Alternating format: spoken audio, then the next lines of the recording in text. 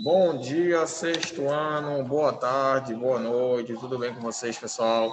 Professor David aqui, mais uma aula, tá bom? Dessa vez não veremos português, dessa vez nossa aula será sobre inglês. Opa, será sobre história? Não, será sobre artes, tá bom, pessoal?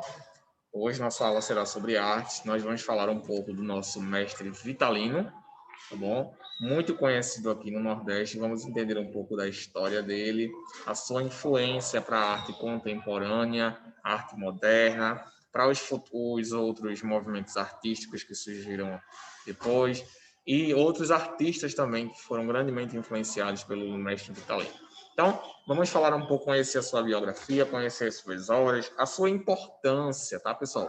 Eu acho que o mais importante, além da gente conhecer um artista, é entendermos a sua importância para o movimento artístico, porque artistas surgem todos os dias, gente. Tá? Nós somos artistas, essa é a realidade, nós somos artistas. Só que a diferença é que tem artistas que conseguem influenciar mais do que outros. Tem essa diferença. Alguns artistas conseguem influenciar mais do que outros. E a sua obra, ela traz uma característica específica. A do mestre Vitalino, por exemplo, ele representava muito o Nordeste, mais especificamente a parte do interior, né, de onde ele veio, né, tem o Caruaru, etc. Então, a importância da obra não está apenas no artista, mas sim no artista, mas sim no que o artista trouxe, para qual foi a contribuição dele para aquela obra. Eu posso muito bem produzir uma obra, né, uma arte, mas talvez essa arte não contribua de forma direta no mundo artístico.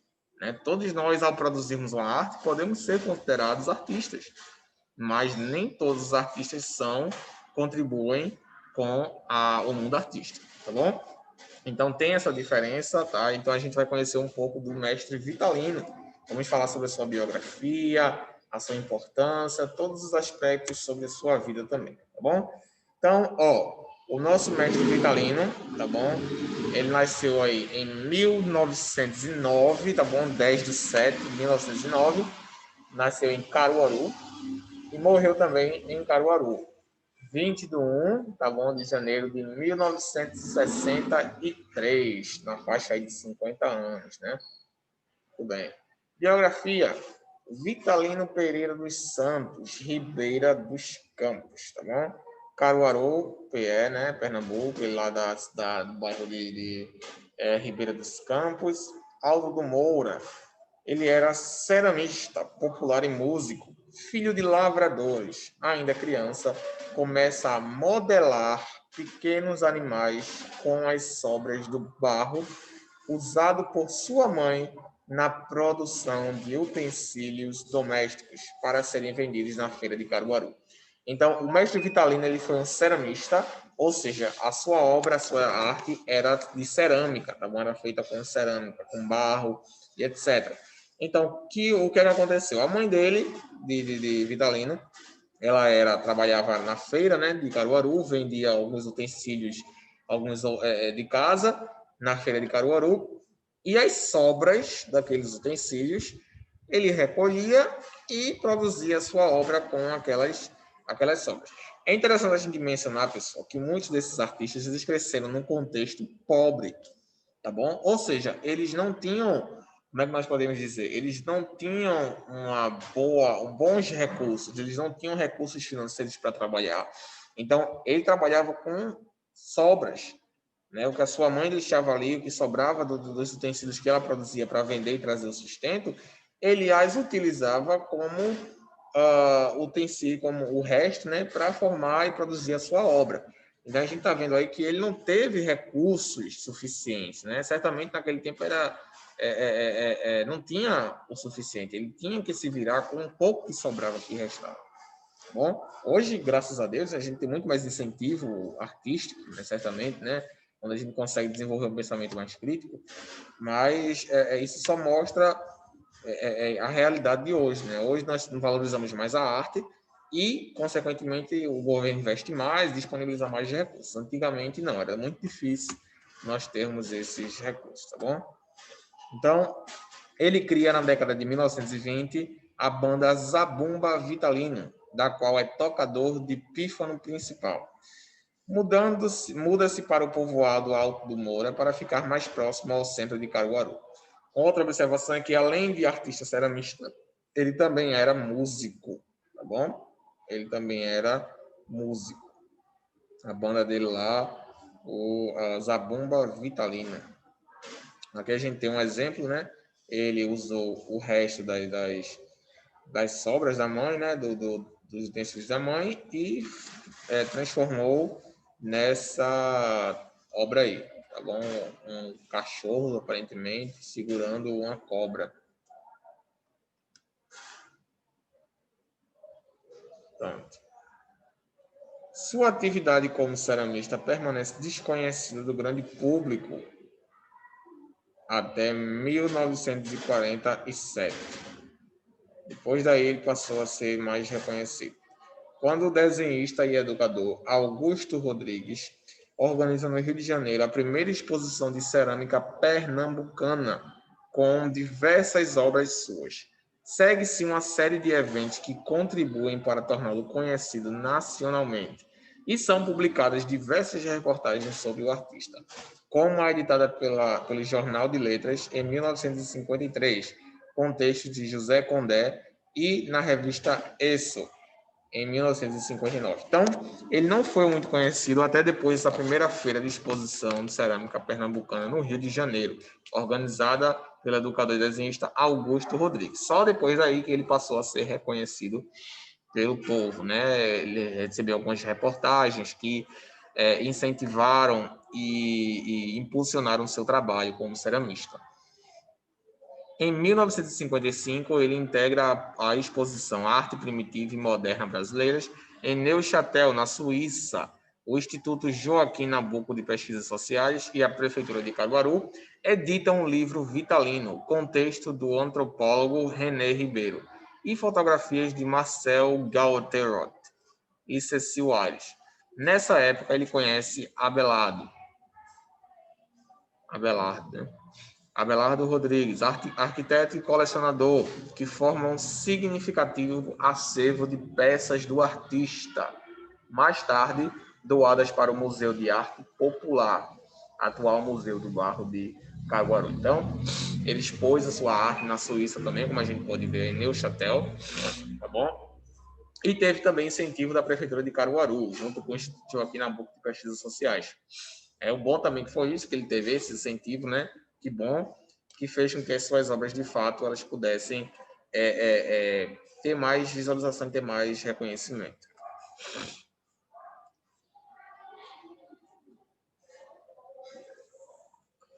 Em 1960, ele faz uma viagem ao Rio de Janeiro e participa da Noite de Caruaru, organizada por intelectuais como os irmãos João Condé e José Condé, que eram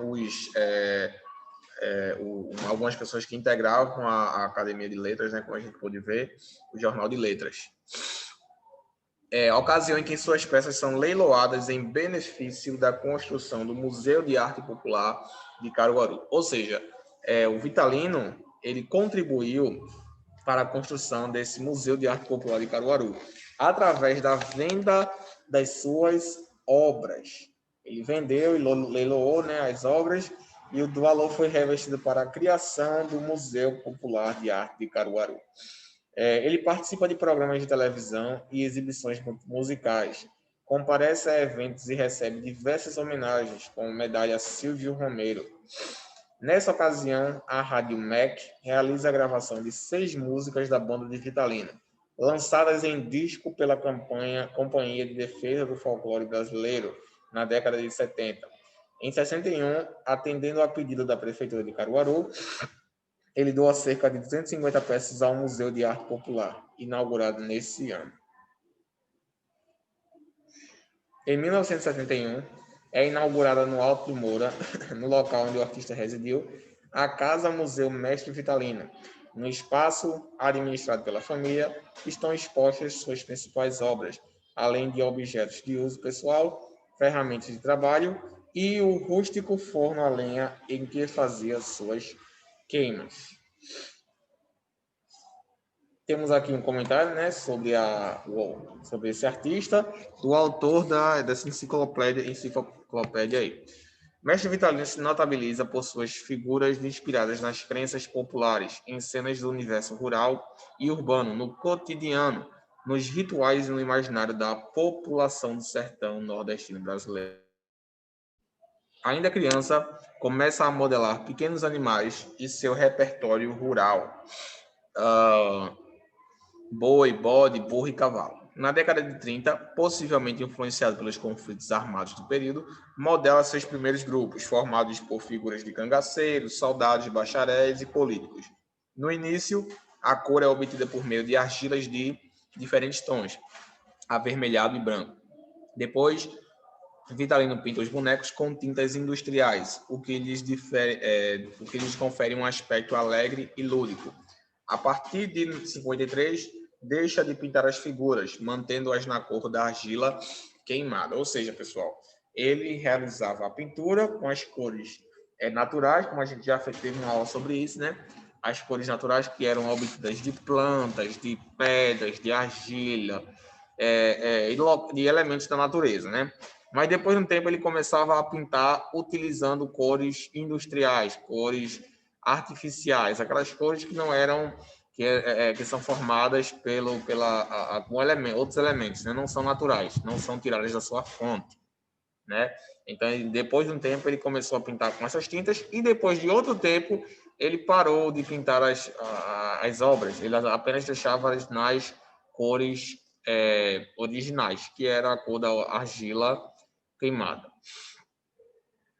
Ok, aqui temos agora um pouco sobre as artes de nosso mestre Vitalino. Vou mostrar para vocês aqui todas.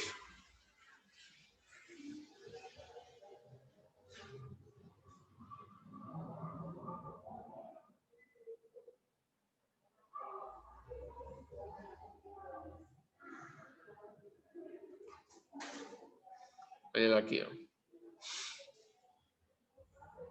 Mestre Vitalino.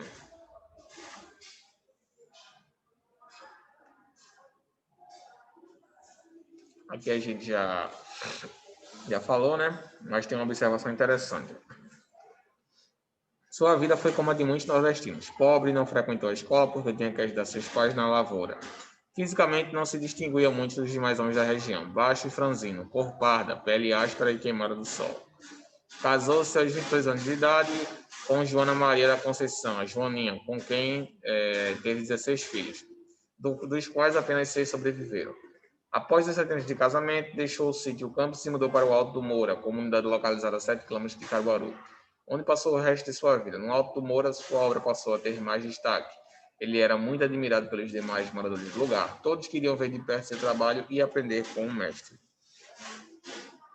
Aqui a gente já falou, né, sobre a popularidade das suas obras.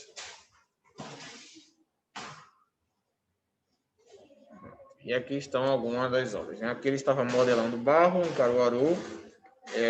Então eles estavam fazendo isso aí ao vivo, né? Ou seja, ele estava lá presencialmente mostrando às pessoas como é que se realizava a sua obra. Então, aqui estão algumas das suas obras mais conhecidas, né? Aqui é o boi, também feito de cerâmica. Aqui não tem um título desconhecido, tá? Aqui é cerâmica policromada. Ó, uma coisa interessante que a gente viu na outra, aqui, ó, nesse texto aqui sobre a vida dele, é que ele também pintava na maioria das vezes ele pintava representando a realidade do Nordeste, né?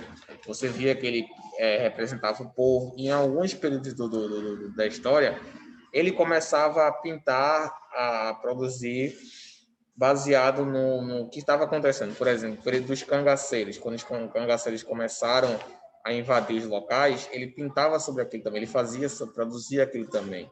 Ele produzia aquela escultura, né, de cerâmica. Quando a gente sabe que no Nordeste teve um período que tinha uns cangaceiros que eram como se fossem bandidos, né, baderneiros, né?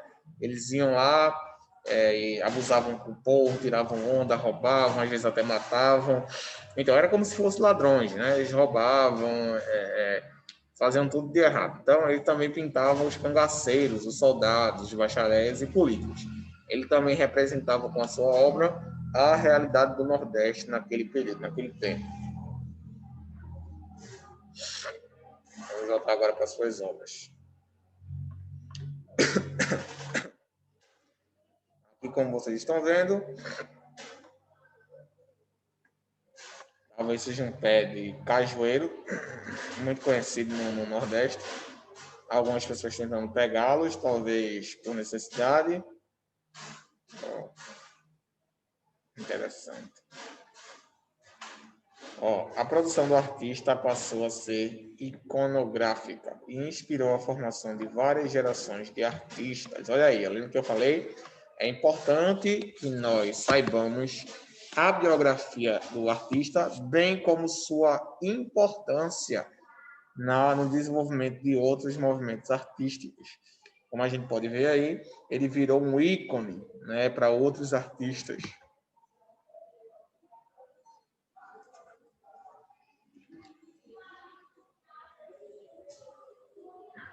Especialmente no Alto Moura, em Caruaru, nessa geração de artistas populares do Alto Moura, já conseguimos. Pronto. Aqui são alguns dos outros artistas que se destacaram com a chegada do mestre Vitalino. Né? Temos aí Manuel Eudócio, né, que é o mestre Eudócio, Severino Vitalino, filho do mestre, Elias Vitalino, também neto do mestre, Marliette Rodrigues, Socorro Rodrigues, Seu Elias e vários outros.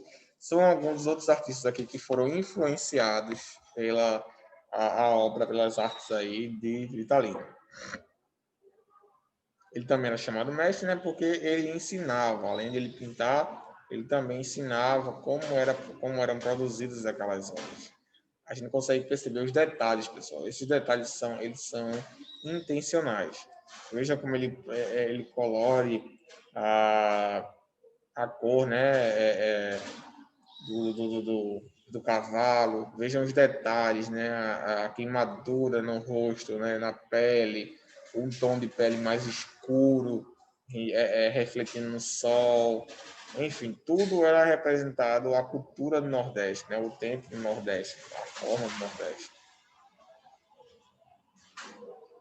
Aqui temos homem tirando leite, cerâmica, né, que era uma realidade no Nordeste. As pessoas viviam muitas vezes das vacas, né, vendiam leite, faziam queijos, enfim, viviam mesmo da lavoura mesmo, né?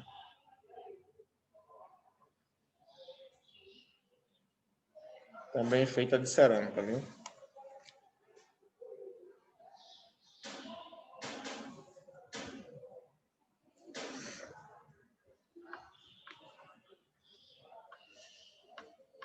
Novamente, noivos a cavalo, né? Cerâmica policromada. Algo interessante. Violeiros, cerâmica policromada. Isto se encontra atualmente no acervo do Museu Casa do Pontal, no Rio de Janeiro. Olha que legal, olha como ele representava até as vestes, né? O chapéu tradicional do nordestino que não pode faltar. Onde ele estiver, tem que ter esse chapéu aí. Interessante. Onça atacando, cerâmica policromada. Olha essa daí. Era muito comum, gente, onças nesse período do Nordeste, né? A gente vê, ele fez talvez uma ilustração do mestre Vitalino fugindo, né? Correndo das onças, né? Talvez com a arma aqui na mão, a espingarda, né? Aparentemente uma espingarda apontada para baixo. E ele fugindo aqui, ó. Não sei se a onça arrancou o olho dele aqui. Não, acho que ele estava com o olho fechado. Aqui é como se fosse uma árvore já seca, né? Pronto. E aqui o cambiteiro, né? Usavam muito a tração animal, usavam os animais para carregar alguns materiais, né? Antigamente não tinha, tinha, claro que tinha, né? Só não tinham não faziam muito uso de automóveis devido à condição financeira, certamente, né? Não que não existisse carros ou moto, claro que existiam, já nesse período, claro que já existiam.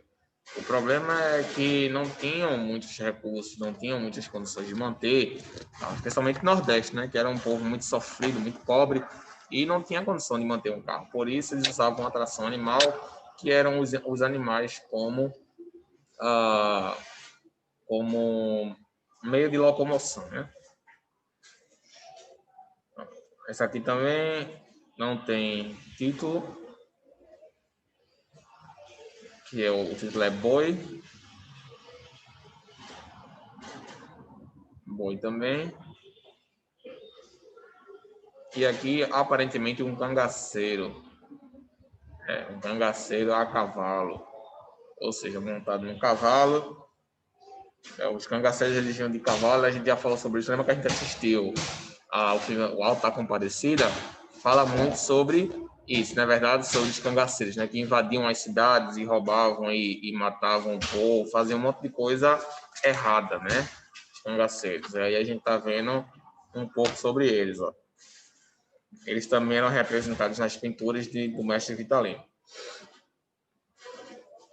Parte de sua obra pode ser contemplada em importantes museus, alguns dedicados à arte popular, como o Museu de Arte Popular do Recife, Museu Casa do Pontal, Rio de Janeiro, e o Museu do Folclore Edson Carneiro, no Rio de Janeiro.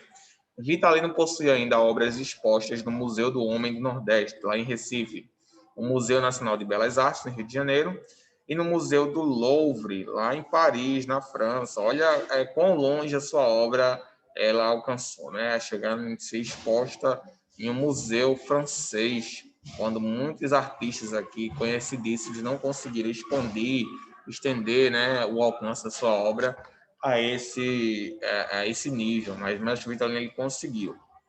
Entretanto, a maior parte de suas obras faz parte de coleções particulares. As obras de Vitalino alcançaram ao longo dos anos um elevado valor econômico e ainda são comercializadas em alguns leilões de arte pelo Brasil.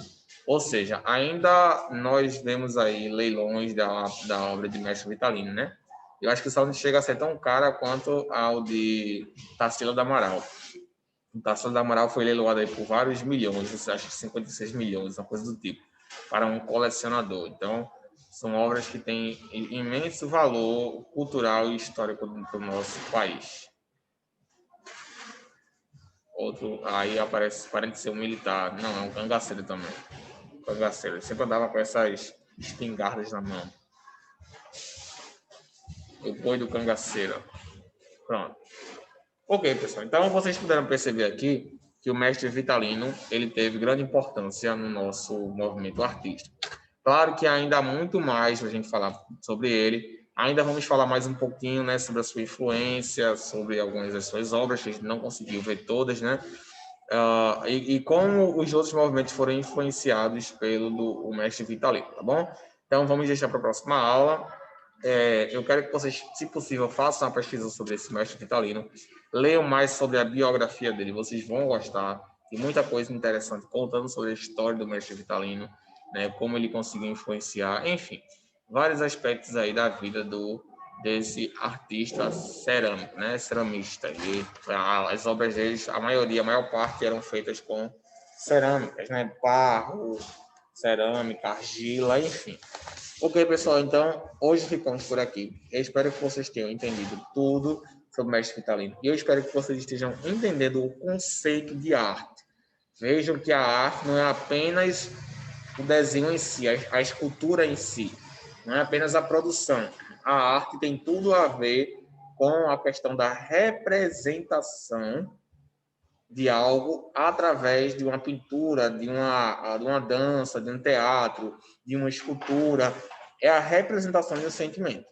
Nesse caso, o mestre Vitalino ele está representando o Nordeste, com os cangaceiros, falando sobre a pobreza, falando sobre tudo isso aqui mais. Então, ele está representando o Nordeste. E é isso que vocês precisam entender quando vocês forem fazer essa análise artística. Entendam que a obra precisa ser analisada com esse viés, um viés crítico. Não é apenas pegar a imagem e dizer, isso é isso. Não, você tem que olhar todo o contexto, né? O que ele queria representar com essa imagem. Quem era essa pessoa aqui? Qual era a sua função? Qual era a sua importância? O que é que ele queria passar através dessa pintura aqui? É isso que vocês têm que começar a analisar. Beleza? Então, ficamos por aqui. Na próxima aula a gente se vê. Tá? Qualquer dúvida que vocês tiverem, vocês sabem, podem falar comigo lá no Class App. Estou à disposição de vocês, tá bom, pessoal? Estamos quase acabando no letivo, então vamos embora, porque ainda tem muita coisa para a gente ver, tá bom, pessoal? Fiquem com Deus, tenham uma ótima semana e vejo vocês na nossa próxima aula, tá bom, pessoal? Fiquem bem e até a próxima aula. Fui!